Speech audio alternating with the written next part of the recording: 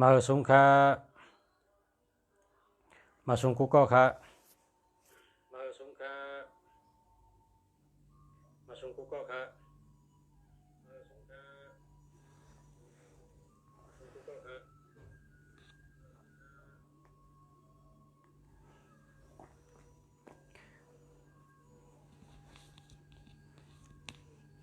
ชาคุเมืองลีฮักกุก็ชาคุเมืองลีฮักกุก็ฮักกุก็ลีฮักกุก็ฮักกุก็ค่ะเอาลองดีๆมาตอนเอาลองดีๆมาปันตั้งหูหลีลีค่ะมาปัน ลัดในพ่อแม่พี่น้องเขาก็เลยเขาเลยตั้งหูหลี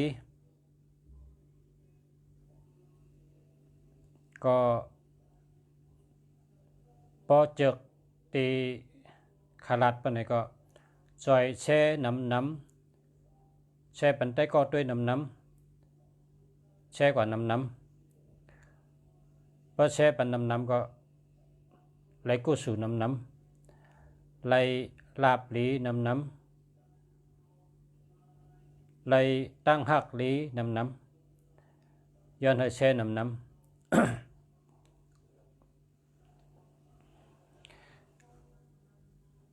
เมื่อในเตียวสองลองมาหลัดห่างแฮนไว้สองลองที่หนึ่งเตียวลอง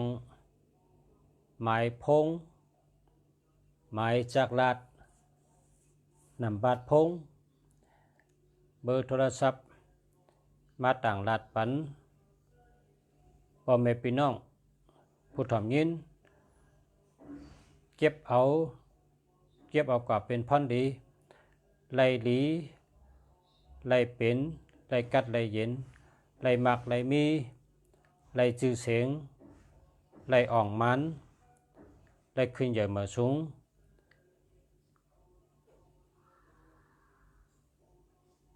ไล่เป็นผู้อ่องมันอ่อนตั้งเปิ้น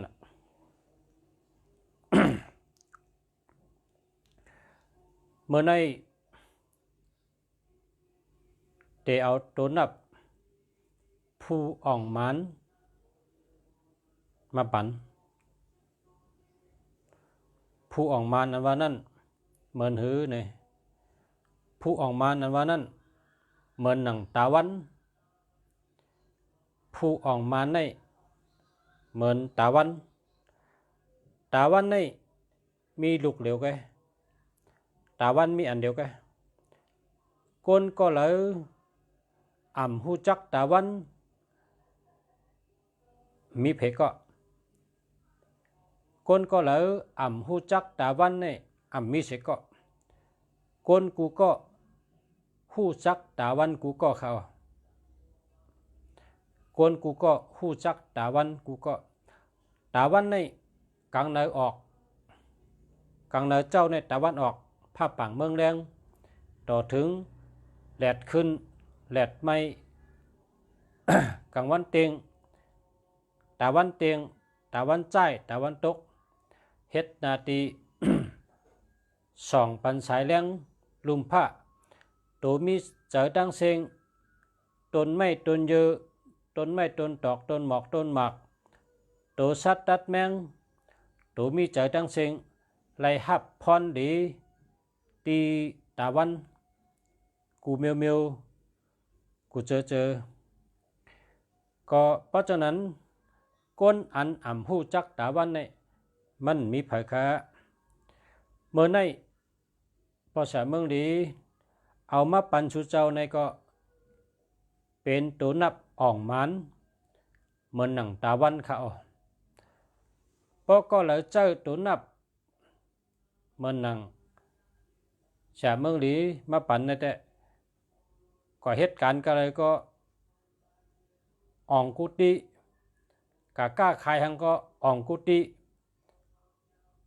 กะขายเมียวเลยก็ขายลีกุฏิก็เปิดว่า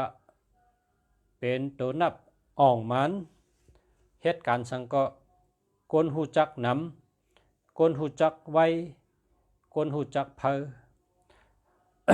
โดนนับอันนี้แคมปัตตานานห้าในแคมหรือในก่อนแคมหรือในก่อน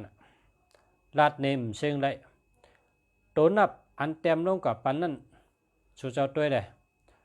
09919แล้วก็ต่อถึงปอชุดปอเปลี่ยนเจ้าไหนในปอเผาเจ้าไหนเมินหนังตาวันเขาปอเผาเจ้าก็พรดีมันไล่เมินหนังตาวันในอ่ำมิเผารออ่ำหูจักก้นนั่นก้นในเป็นหูจักตาวันกูก็เขาตาวันออกตาวันคืนตาวันเต็งตาวันใจตาวันตกเนี่ยอยู่จอมตาวันตั้งวันก็เพราะฉะนั้นแหละคนกูก็หูจักตาวันตาวันในคนเขาในเพราะเขาเหมือนตาวันในซ้ำหลวเลยเจ้าหมายพงเจ้าหือคาราเนี่ยเหมือนหนังลุงเสียเต็มลงกับปันนั่นค่ะเพราะเผอเขาเหมือนตาวันหลวเลยเจ้าตัวนับ09919แล้วก็ต่อก็ต่อถึงฮอตปลายมันแต่ได้อยู่ที่ไหนที่เดียวแต่ได้อยู่ที่อันสระเต็มนี้เนี่ยแต่ได้เมินในดีๆจ่องก้อยห้องว่าตัวนับตาวันอันนั้นก็ตัวนับผู้อ่องมันจะได้อยู่มันในดีๆนะป้องค่ายกว่าค่ายมาได้กว่ามีต่างตีได้อาโจมันเหมือนอันนี้อันตีว่าอาโจมันเยอะอาโจมันหลีอาโจมันแห้งอาโจมันน้ำก้นหูจักน้ำก้นหูจักเพอก้นหูจักไวเหตุการณ์ชังก็อองอันว่านั่นเตะได้เหมือนในดีค่ะ09919ติดต่อกว่าต่อถึงพอฮอดปลายมันนั่นขายาวโดนนับอ่องมันนาการอ่องมันคนก็เลยใจก็นั่นเป็นผู้อ่องมันเหตุการณ์สังก็คนหูจักง่ายเหตุการณ์สังก็คนหูจักเพอหูจักไวเหตุการณ์ที่เลยกว่าตั้งเลยก็มีคนหูจักน้ำมีคนหูจักเพอหรือเปิ้นไวหรือเปิ้นคนในบ่เหตุการณ์ให้ได้เปิ้นหู้เฮิดหันเปิ้นหูจักปานใดนะคนจอยก็นำคนปั่นแห้งมันก็นำหรือมีคนหู้นำนะ1น้ำ1หลีเปิ้นน้ำเปิ้นหลีเฮานำเฮาหลีก็เพราะฉะนั้นแหละเมื่อได้เอาตัวนับอ่องมันมาปั่น1991ในพรดีมันพรดีอาโจมันคนหูจักน้ำคนหูจักง่ายคนหูจักเพอกับผุยล้านเมอกับเปิดล้านเมอกับผุยแสงเมอกะกล้าขายที่เมอกว่าอยู่ที่เมอกว่าหาเงินที่เมอกว่าขายตั้งขายที่เมอกว่าเตะอาลังเมเตะเฮ็ดเฮามันอ่องเฮามันมันเฮานาการขึ้นเหยอะเฮืองการเงินดีการงานดีปานไหนเฮาเหมือนจังไหนค่ะเฮาเหมือนหนังสลาเต็มลงก่อนนี่ลีงามนะป้องกว่ามีต่างที่อาโจฮอมันก็ใจอันไหนอันไหนอาโจฮองดีแก่แคมแก่เตเป็นเหือเนี่ยเต็มกว่าปันเอาเนาะเต็มเปียลงก่อยเต็มเนลงก่อยนะเต็มเนลงก่อยนะ เต็มเนสุเจ้าว่าสุเจ้าจองใครเป็นก้นอ่องมันอยู่ห้าจองสุเจ้าใครเป็นก้นอ่องมันเต้ห้าหรือว่าชบสุเจ้าให้แกงลาดเอาก็โยนะชบสุเจ้าให้แกงลาดเอาก็โยใครเป็นผู้อ่องมันชบลาดเมียวหนึ่งตั้งเฮ็ดทำเฮ็ดเมียวหนึ่งการตั้งเฮ็ดซ้ำเฮ็ดเมียวหนึ่งตั้งลาดซ้ำลาดเมียวหนึ่งมันกว่าตั้งเดียวกันเพราะมันกว่าตั้งเดียวกันเพราะไหนมันจะผู้ออกมันเหรอเพราะเป็นผู้ออกมันนี่ ได้เป็นจังไหน09919แล้วก็ติ๊กติ๊กติ๊กติ๊กติ๊กต่อกับพ่อชุดนั่นผู้อ่องมันเพราะว่าเฮาขาดได้ขายตั้งขายค่าเฮาขาดได้กล้าขายค่าเฮาขาดได้ขายเมียวในค่าเฮาขาดขายจังนั้นจังในค่านี่พอเฮ็ดก็หึงอ่องกำเดียวเปิ้นนี่ที่1ในโลหะหมายพงจังไหนก่อนนะที่1ในโลหะหมายพงจังไหนก่อนคำพองในก้นหมังก้อในหมายพงเขามี37738118ซ้ำออกมาลัดนาเต้นาตือออกมาลัดเต้ๆบ่าพอปึ้งมือด้วยนาเขาได้แลบเตเจิมเจอติอำไปยุ่มก้อยกาปกะหันหมายพงเขามี188137732772จังได๋ก็ว่าโอ้คนก็ได้เป็นคนหลอกคนเหลียนเนาะเป็นคนขี้ดอกขี้เหลียนเนาะไหนว่าอะไรกำเดียวค่ะน่ะว่าอะไรกำเดียวค่ะชบเขาและตั้งเฮ็ดเขากว่าตั้งเร็วกันก้นอันมีตัวนับ27723773และ1881ในคำชื่อ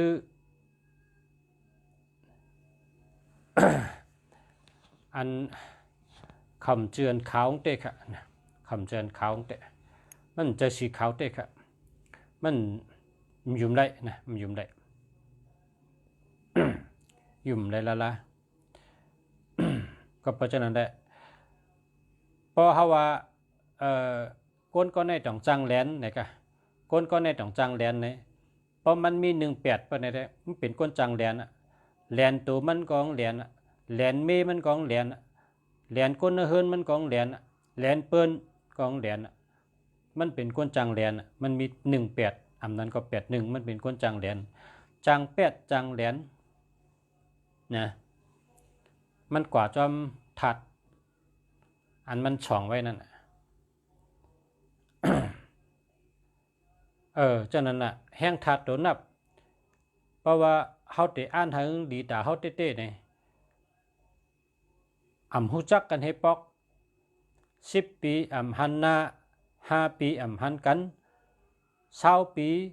อำหันหน้า5ปีฮู้จักกันอำยำหันกันให้ปอกยำได้หลอดลัดต่อกันให้ปอกหน้าลำหน้าแรงหันกันให้ปอกก้อยกะ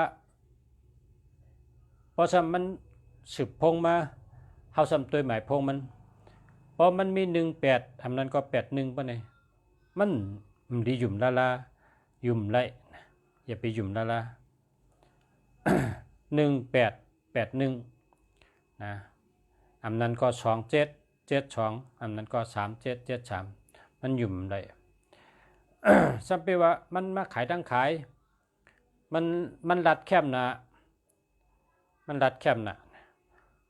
มันตื่นเป็นคนรัดแคบพอเฮาหันตัวนับมันเป็น8118เฮาก็อย่าไปยุ่มมันละ อันนี้มันเป็นทัดย่อพอเป็นตัวนับอันหลีบ่นี่มันเต็มได้มี81เต็มได้มี18พอเหมือนจังมันในซ้ำมาปัน19ในซ้ำเป็นหื้อเนี่ย19ในซ้ำเป็นเหมือนดังสายแรงเหมือนจังตาวันคนก็เลยเจอเปิ้นจึงอำไปย่ำกะฮอดอำไปย่ำกะถึงสิปอกตีเมืองนั่นตีเวียงนั่นตีวานนั่นวานใดก็หลีเวียงใดก็หลีเมืองใดก็หลีอำไปย่ำกะฮอดให้ปอกก้อยกะพอเฮาซ้ำเฮ็ดนำบัตรเฮามี09919ติดต่อถึงบ่สุดเฮามีหมายพงจังไหนเฮาซ้ำกะขายของที่เมืองนั่นนะก็ขายของที่เวียงนั่นบ่ไหนจึงเฮาในเลยรับเมตตาก้นในกันมาป้อตันตัวต่อตัวพึ่งเขาขึ้นกับลาดกันมาเปิ้นมาขายเมียวในว่ามีกันนั่นนี่เปิ้นขึ้นกับลาดปันกันของเป็นตาวันเอาเลยนะเพราะเป็นตาวันนี่ มันปันอาโจเปิ้นนะมันปันอาโจเปิ้นตาวันนี่ ยก็ตัวเฮาในก็ซ้ำบ่มี1 เก่าในเปิ้นฮู้จักง่ายเปิ้นฮู้จักไวเปิ้นฮู้จักเพิ่นน่ะ1 เก่าเนี่ยพอเฮาเฮ็ดทางขายหน้าการตางานเฮานั่นเฮาใครเฮ็ดสังก็เฮ็ดอะหน้าการเฮาเฮ็ดการสังก็ดีกูเมียวเฮาเฮ็ดการสังก็อ่องกูเมียวเฮาเฮ็ดสังก็อ่องมานกูเมียวเดี๋ยวก็คนฮู้จักนำเพิ่นนะนำไว้นำเพิ่นเตะๆนะ ก็เพราะฉะนั้นคนก็เลยตีจะเฮ็ดลองเลยบ่เคยอ่องมานป่ะนี่อันตัวหนึ่งเนี่ยเป็นห้องว่าเกิดใหม่ในคำเดียวนะตัวหนึ่งเนี่ยเป็นว่าเกิดใหม่พอคนก็เลยมี09919ป่ะนี่ในเป็นคนหลังคำเดียวมันใครขายสังกองขายอ่ะมันตื่นหลังมันใครเฮ็ดสังกองเฮ็ดอ่ะมันตื่นหลังมันใครขึงจึงก็ขึงอ่ะมันตื่นอ่องมันตื่นหลังมันตื่นหมานก็เปิดถัดตัวนับมันเป็น09919เนี่ยขึ้นที่แน่ขึ้นแมนตีเงี้ยอันนี้เปิดห้องว่าขึ้นต้นครับว่าเนี่ยขึ้นต้นแล้วก็ต่อถึงพอชุดได้แค่เป็นตัวหังก็เป็นอันนั้นได้เฮาก็ สลาที่วาดแห่งกรรมนี่นะกะนะที่วาดแห่งกรรมเมื่อได้อุปนิลองว่าก็เลยเคยเป็นก้นอ่องมันก็เลยเคยเป็นก้นลือหลังก็เลยเคยเป็นก้นมีจื่อเสียงหลังจื่อเสียงหลังจื่อเสียงดีเป็นก้นลักเป็นก้นแรดเป็นก้นเหมือนหนังตาวันนั่นน่ะพระผักหันก็เปิ้นก็ว่ามีไอ้โจเฮ็ดกองเนี่ยมีพันเดียวเฮ็ดกองเนี่ยไล่ดีจ้อมื้อเนี่ยเปิ้นก็พอหันก็เหมือนจังฉันพอมีตังเมตตากรุณาคำเดียวเหมือนจังว่าเฮาบ่มีเลียดเนี่ยเฮาออกพาเฮากัดตักเฮาโคกัดตักเลียดพอเลียดไปมาซื้อโคเฮาก็แห้งนะพอเฮาร้อยโคพอเลียดไปเฮาก็ร้อยโคเอาตักเลียดปะนี่เลียดในมันถ่องปันโคเฮาก็แห้งเฮาก็แลจูงยอพอเฮากัดหนาเฮาก็อ่อมแดดเฮาก็อุ่นมานะพอโคเฮาย้ำเฮาก็ตากแดดมันก็แห้งมาเอาอีสังกัดตากแดดก็เยอะนะแดดในมันปั่นพอนดีมันปั่นจูก้นอันเจ้า1 เก่านี่ก็เป็นก้นหลีนะเป็นก้นรักแหลมนะเป็นก้นมีไหวพริบเข้มนะเพชรโทหยานเข้มนะเป็นก้นตั้งหลาดแรดตั้งวนแรดตั้งกับสืบเป็นก็แรดลองเซลลองไว้ลองเฮืองเปิงเสือลองมีสายเลี้ยงเนื้อตัวนั่นสายเลี้ยงปิงหยานั่นมันปอบมาเต็มทนกูลองในห้องว่า1 เก่าขึ้นแมนตีมันนะ09919นะเพราะเป็นศูนย์ต่างเมียวต่างไรเนี่ยไร06519 09419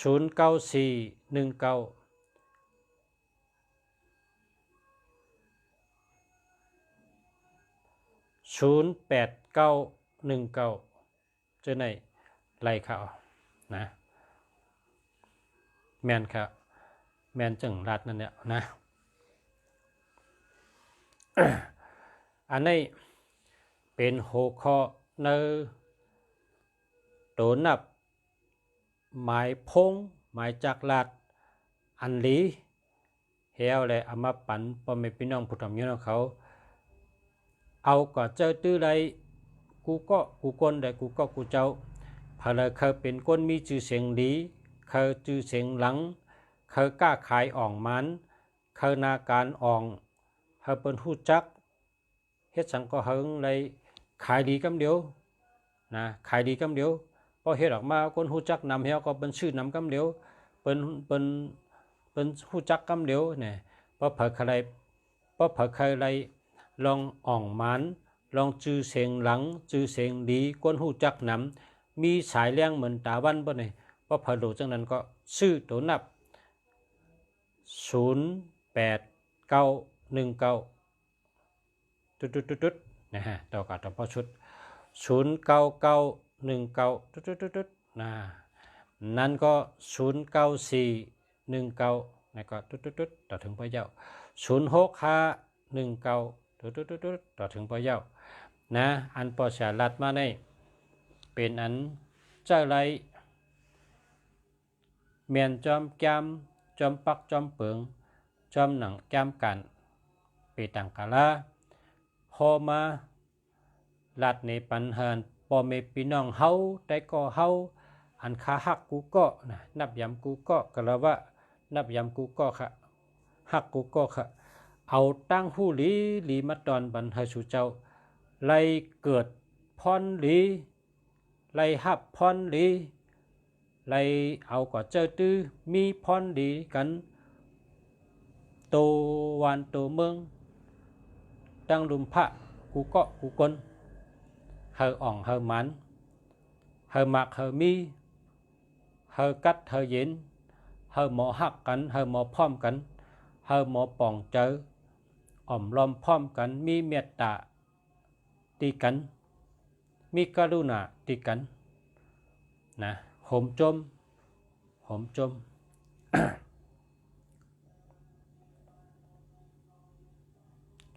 เมตตาตั้งหักกรุณาตั้งเอ็ดหรือมุติตาโหมจมอุเปกขะอำเสอำเนกันเต็มทนเสกรรมด้วยตานะสืบเช่นในข้าวสลาเตต่างรัดปันแทงเมียวหนึ่งเฮอปอเมพี่น้องเขาไล่มักไล่มีไล่ช้ำสากาบเมียดขายมันการเงินดีการงานดีอยู่ดีกินหวานหักกันพร้อมกันคติรัตนี้ความลับสละนะความลับสละในมีหนำก้อยกะความลับจังไหนเนี่ยเปิ่นไว้มาต่างกรุงเชียก่อนจังไกลัดนะเปิ่นไว้มาต่างกรุงเชียก่อนจังไกลัดก้อยกะ สละเมืองดีในซ้ำเมตตายืนปันนะเมตตายืนถึงเมตตายืนฮอตกำเดียวนะเอาเมตตาตะละเมตตากว่าเมตตามาให้แนวเนาะ เมตตาในดีนะลุงชาได้ยินเจ้าชาเฮาฮอตะละว่าพอเฮาเอาโคกับปันเปิ้นพอเปิ้นอ่ำหับเฮาก็เลยหอบมาเฮินขึ้น พอเฮาเอาโคกับปันเปิ้นพอเปิ้นอ่ำหับเฮาก็เลยหอบมาเฮินขึ้นพอเฮาหลาเปิ้นพอเปิ้นตักเสียงปานไหนจึงอันเฮาหลานั้นขึ้นมาจูตัวเฮาขึ้นเสียงพอเฮาเฮ็ดวดเฮ็ดวาบนิกจากเปิ้นเฮ็ดเปิ้นเจ็บเฮ็ดเปิ้นชุ่มเฮ็ดเปิ้นตายปานไหนอาแปดมันก็มาจูตัวเฮาขึ้นในว่าเจ้าชาเฮาตะลาว่าก็เปิดไหลยินตะลาแหละ เมื่อได้ลุงฉาเมืองดีได้เอาเม็ดตาปันเอาเม็ดตาปันสังว่าชูจมเอากองเม็ดตาขึ้นมาจูก้นหลัดเนาะข้ามาปันได้เป็นเม็ดตาไปเมื่อได้หัวข้อที่สองคาเตลัดลองก็เหล่าเฮ็ดจอมก็นั่นแต่เป็นก้นกามดีกำเหลียวก้นหลับดีกำเหลียวก้นการงานดีการเงินดีกำเหลียวค่ะเฮ็ดจังไหนครับวะ เฮ็ดจังไหนครับ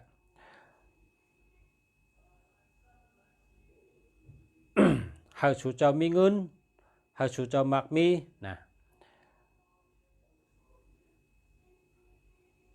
กว่าซื้อนะกว่าซื้อทั้งเผงมันกว่าซื้อ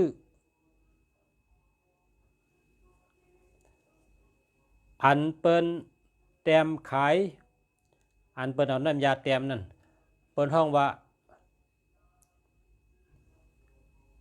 ก้นแต้มหางเห็นเนาะเปิ้นห้องว่าก้นแต้มหางอันเปิ้นแต้มใส่ที่แผ่นนั่นน่ะอันเปิ้นเอามือแต้มเอานั่นเนื้อแผ่นหนึ่งนั่นเนื้อแผ่นอันเฮาได้ซื้อเฮามันมีหมอก3สีนะเฮามันมีหมอก3สีหมอกสีเหลืองก็เฮามี หมอกสีของสีแดงก็เฮามีหมอกให้มีทั้งสีนะให้มีทั้งสีหมอกในที่มีสีของสีแดงสีขาว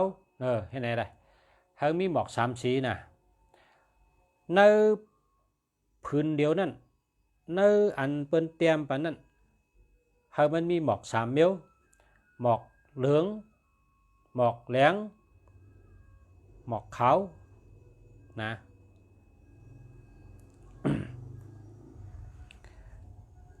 ป้อมนั้นก็หมอกเขียวหมอกเขียวเนี่ยจังเหือนี่หมอกปากปีอันนี้เป็นห้องหมอกเขียวลุงเสียในหลู่หมอกปากปีเขียวตลอดทั้งปีนะเขียวดีนะเขียวดีนะหมอกสีเขียวหมอกสีเหลืองหมอกสีแดงเฮามี3เมียวเลยนะพอเปิ้นเฮ็ดขายก็ย้อนซื้อเอาพอเปิ้นเฮ็ดขายก็กว่าจ้างเปิ้นเตรียมเอานะเตรียมให้ลาดก้นเตรียมว่าคาเตจังชูเจ้าเตรียมหมอก3สีเตรียมกันทะเตรียมบันคะชูเจ้าเตก็เอาก็เหือเนี่ยเพราะเปิ้นว่าเอากันได้ก็เอาในพื้นเดียวนะฮะมีหมอก3สีนะสีเขียวสีเหลืองสีแดงอันนี้ พอเฮ็ดจังได๋นี่ในเข้าตั้งปี2เหง22นี่มีเงินกำเดียวอันนี้เฮ็ดให้ลุงเสียฮู้เฮาลุงเสียเฮาฮู้ซึ่งหือละนี่ลุงศาลาเฮามีศาลาลงอันอยู่มันเจ้านี่มันกว่ากูเมืองนะมันเจ้าเมืองเขเมืองเขกว่าเมืองฮ่องกงกว่าเมืองสิงคโปร์กว่าเมืองญี่ปุ่นแล้วก็เข้ามาเมืองไทยนะเข้ามาเมืองไทย ตั้งฉลาดเมืองดีก็เลยโทรศัพท์เลยสืบพงอุบกันลองนาการฉลาดข้าก็ต้องทำว่าตัดจอยปันให้ข้าวตั้งปีใน2เหง22นี่ให้พอละเฮ็ดให้มีเงินมีคำเฮิงมากเฮิงมีอะไรนี่แค่นต่อรัดปันค่าใช้กรรมค่ะพอฮู้ลายมันลุงเสียก็รัดมันเจ้าจังได๋มันจะว่ามีเนี่ยว่า2เหงปลาย22ในพอเผอเคยมากเคยมีนะสั่งว่าเป็นคนนับถือศาสนาพุทธนะพอเผอเป็นคนนับถือศาสนาพุทธก็เฮอลูหมอก3สีมันจะว่านั่นนะมันจะรัดจังไหนอันนี้ข้อที่1ครับมันจะรัดพอเผอนับถือศาสนาพุทธก็เฮอลูหมอก3สีก็การหมอกนี่แต่ได้เป็นหมอกเต้มีไอหอมนะแต่ได้เป็นหมอกเต้มีไอหอมเพราะเป็นหมอกกอหมอกตู้ไรนะมันจะรัดจังนั้นนะแต่ได้เป็นหมอกเต้มีไอหอมนะลูหมอก3สีลุงเสียว่าสีอันเลยแห้งเลยเปิ้นสาราเฮาสีในมีเป็น7สีสาราเฮารัด3สีก็แต่เอาสีเลยแห้งเลยเปิ้นมันจะรัดว่าสีเหลืองสีเขียวสีแดงแห้งเลยเปิ้นเอาในปี2เหง22ในโจจตาสีแดงสีเหลืองสีเขียวในแห้งเลยเปิ้นมันจะว่าจังไหนตั้งลุงเสีย นะพอเขาเป็นคนนับถือศาสนาพุทธก็หลู่หมอกมอน้ำกว่าชื่อหมอกเต้นะหมอกเต้เฮามันมีไอหอม3สีมาเสริมหมอกมอน้ำ3ลูกลาบหลีตั้งปีจู่หลีตั้งปี การงานดีตั้งปีการเงินดีตั้งปีการมักมีหลีตั้งปีนะครับต่างลาดปันพ่อแม่พี่น้องผู้ถ่อมยินเขานะ กำในซ้ำลุงเสียซ้ำถามว่าป้อนนั้นก็เอาอาลามใต้เขานั้นไว้ที่เขียงแพร่จังไรมันว่าไรอาลามใต้ก็ไรเอาอาลามใต้นี่ไว้สูงเดือพระเป็นเจ้าไว้ตั้งเนื้อปุ่นนะเอาอาลามใต้ก็อะไรเนี่ยพอเป็นใต้เขาแต่นะพอเป็นใต้เขาแต่ง่ายทวนเพราะว่าอาลามใต้นั้นมันมี3สีปะเลียนะมันมี3สีลีเลียมันมีสีเหลืองสีเขียวสีแดงน่ะนะอาลามใต้นั่นอาลามใต้ใน ลุงเสียยามถามหลายก้อว่ามันหลีมันเข้มเนี่ยว่าอาลามใต้ในปื้นฐานสีแดงบอกว่าคนเขากูก็เมื่อเกิดมาเนี่ยเกิดมาเนื้อเลือดเนื้ออย่างกูก็เมื่อเตจ้าเกิดมาเนี่ยเกิดมาเนื้อเลือดเนื้ออย่างยอปก็ใหญ่ขึ้นมาเยอะเนี่ยซ้ำเหมือนหนังต้นไม้นั่นกว่าอยู่จอดกุฏิเหมือนหนังสีเขียวอยู่ในกลางเนี่ยสีเขียวเนี่ยเป็นทัดไม้นะครับก็เพราะฉะนั้นแหละสีเขียวเนี่ยมันจะมีลงกับกุฏิกุตังมันปั่นตังกัดเย็นมันเป็นสีต้นไม้ต้นเยอะต้นไม้ต้นตอกต้นหมอกต้นหมักสีเขียวนั่นเป็นทัดไม้นะครับนะ กำในซ้ำอันกลมๆเหลือนมนในกลางนั่นสีขาวนั่นซ้ำเป็นทัดคำนะครับเป็นทัดคำอันขึ้นเมื่อตั้งเหนือชุดนั่นสีเหลืองนั่นซ้ำเป็นทัดลิ้นนะครับซ้ำเป็นทัดลิ้นนะทัดลิ้นในให้เนี่ยทัดลิ้นในมีสติปัญญามีตังมันกึมมันโค้งนะครับนะพอทัดคำในกลางซ้ำคำในแต่หูกูก็เนาะทัดคำในลีเนี่ยเฮ็ดก็เผยก็ไรนะครับนะลุงจัดถามว่าพวกนั้นเขาเป็นใต้เนี่ยเอาอาลามใต้เขาในก็ไรเอาเนาะมันก็ไรเพราะเป็นเจิ้นเป็นใต้ก็ไว้อาลามใต้ไว้ในเข่งพระไว้สูงหรือพระเป็นเจ้านั่นน่ะนั่นน่ะ3-4กำเดืออะไรไว้ก็การมักมีดีการงานดีการเงินดีเพราะเป็นหมอกก็3สีนะก็กับหมอกนั่นแต่ได้เป็นหมอกเต้นะเพราะเป็นหมอกเกาะหมอกตู้หมอกปอมอันนั้นได้แล้วล่ะมันมีเจอนะซ้ำมันเจ้าขึ้นลาดนี้ว่าอันติมเจ้าศาสนาพุทธอันที่เป็นต่างวันต่างเมืองนั้นเชื่อเป็นนับถือศาสนาต่างเมียวก็มีตั้งนำและเฮากับเตรียมเมาเนี่ยว่าเอาจางเป็นเตรียมเป็นห้องว่าปักกีเนี่ยเนาะจางเป็นเตรียมปักกีเอาเนี่ยว่าเตรียมหางนั่นกะปักกีเนี่ยมันมีชีวิตชีวาเนี่ยว่าพอเตรียมหางออกมาเนี่ยพอตัวเนี่ยมันมีจิตมีเจอคนเตรียมหางได้เนี่ยว่าเพราะเขาเตรียมย่อเนี่ยเขาตัวเนี่ยเหมือนหนังมันมีเจอนั่นเนี่ยว่านะเพราะว่าเข้ากับนมด้วยก็มันมีไอน้ำหอมน้ำยาอันเขาเตรียมนั่นมันหอมไว้อยู่เนี่ยว่านะมันหอมไว้อยู่ก็เพราะฉะนั้นแหละอันเป็นหางเตรียม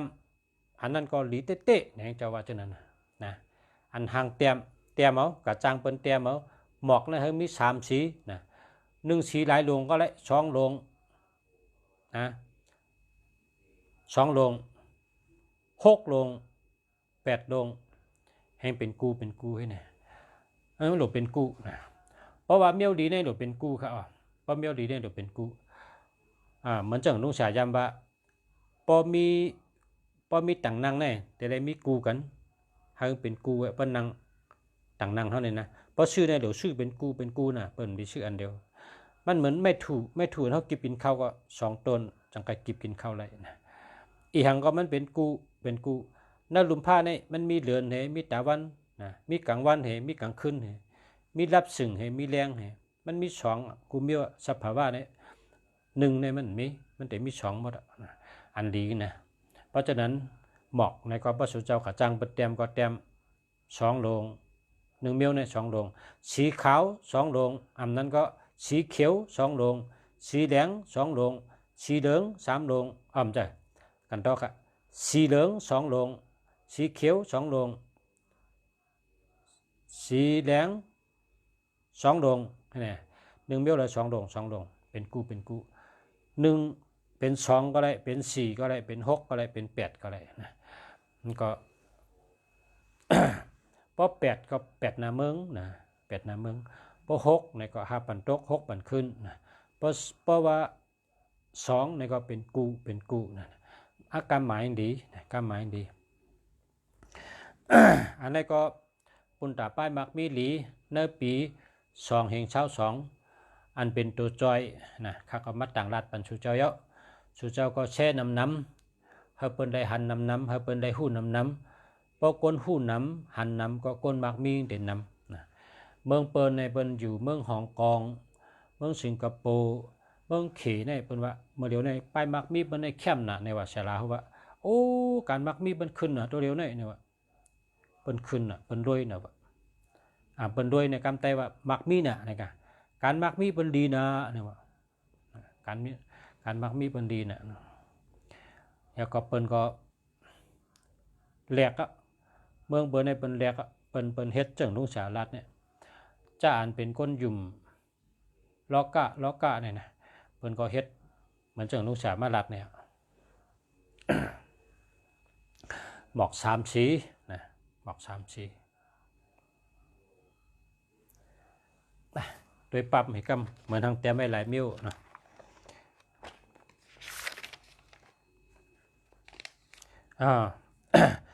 หมอกในมี3 สีนะสีเหลืองสีเขียวสีแดงใช่ครับหลัดแม่นเอาครับกำใน10 แทงคองครับกันไม่ซ้ำปีในค่ะนะ2 เฮงเช้า2ในโหลมีแปะกูเฮินครับโหลมีแปะกูเฮินอันนี้ก็เมืองนอกได้เป็นเฮ็ดกันเย้านะเมืองนอกได้เป็นเฮ็ดกันนะมันจังเมืองอันตีงกว่ามาเนี่ยเป็นเฮ็ดกันนะแป้ในเป็นต้องก็เลยเป็นไม้ก็เลยนะพอเป็นไม้ก็ถักเฮ็ดแล้วก็เรียกว่าอะไรให้เป็นหางแป้นะเอาไว้ที่เฮือนเฮาโปไว้ไผ่ขวาถัดไผ่โปไว้ไผ่ซ้ายถัดน้ำในหวังเจ้าว่านะแป้ไว้ใจให้มีแป้ในป้อมนั้นก็สร้างเปิ้นเตรียมเป็นหางก็ไหลเนี่ยว่าแป้เนี่ยนะแป้เนี่ยหรือมีกูเฮิน กำในลุงเสียซ้ำถามว่าชลาเฮานับถือศาสนาพุทธะป้อนนั้นเจ้าศิวลีขี่แป้ในจ่องไรค่ะเนี่ยมันว่าอันนั้นหนึ่งแค่นเดียเป็นยาหันตาลาบหลีและมีแป้จอมเพราะเผอมีศิวลีขี่แป้ป้อนไหนเฮาอาบน้ำชุกนาอันศิวลีนั่น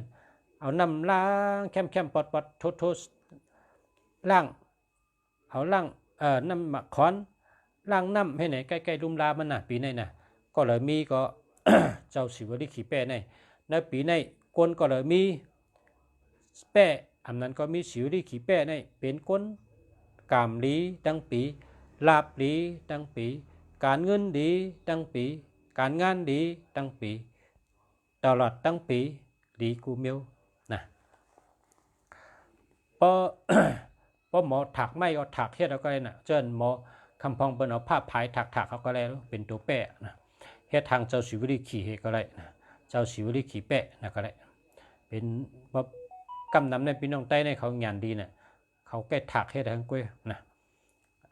พาเลหมอก็ถักเฮ็ดได้นะปุ่นตาป้ายมักมีหลีนะ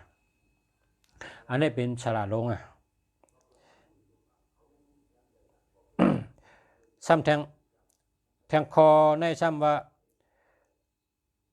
ปีในนะปีใน2 เฮงเช้า2ใน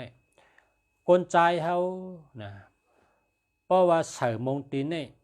เฮาใส่คอนไส้อ่อนตั้งนะกลใจเฮาเพราะใส่มงตีนนี่เฮาตื้อคอนไส้อ่อนตั้งว่ะเพราะเผาเฮ็ดจอมใดนี่ไปอยู่ดีก็แคมอำนาจก็แห้งว่ะกลใจในปี2 เฮงเช้า2นี่พอตื้อมงตีนนี่เฮาชุบคอนไส้อ่อนตั้งนะ ชุบขอนชายเย้าจงก้อยชุบขอนขวา แทงเมียวหนึ่งพอเฮากว่าเข้าเฮิรนเปิ้นตีไหลก็เย้าพอเฮากะกับไก่เลยการเงินการงานเฮิงดีเฮิงอ่องเฮิงมันป้อไหนจึงเฮาเอาตีนเฮาขอนใช้ยางเข้าเฮิรนเปิ้นอ่อนตางว่าพอเฮากะฮอดหน้าเฮิรนเปิ้นให้เฮาจุกนี้ไม่กำนึงน่ะจุกนี้ไม่ก่อนพอจุกนี้มาจังก็เอาตีนขอนใช้ยางเข้าเฮิรนก็นั่นว่าในปีนี้พอเฮ็ดจังได๋เนี่ยการงานการเงินการอยู่การเช่าคนก็นั้นเป็นคนอ่องมันนาการแคมการเงินแคมการงานแคมทั้งปีนะแคมแดบเย้ากันได้เมื่อไหร่เนาะ มาชมค่ะพ่อแม่พี่น้องเขาไล่ข่าวลีไล่ลองลีตีขาเสียเมืองลีเจี๊ยบหอมตอมจุเอาตั้งหู้ลุมพระฉลาในโลกะอันแก่อันแคมอันดีมาต่างรัดปันพ่อแม่พี่น้องพนอมพี่น้องเขาหาชูเจ้าไล่เป็นสัตเทหลงกูก็กูก้นกินเชงดูมเชงเฮาการมักมีขึ้นเยอะเฮิงนะเฮาอยู่ดีกินหวาน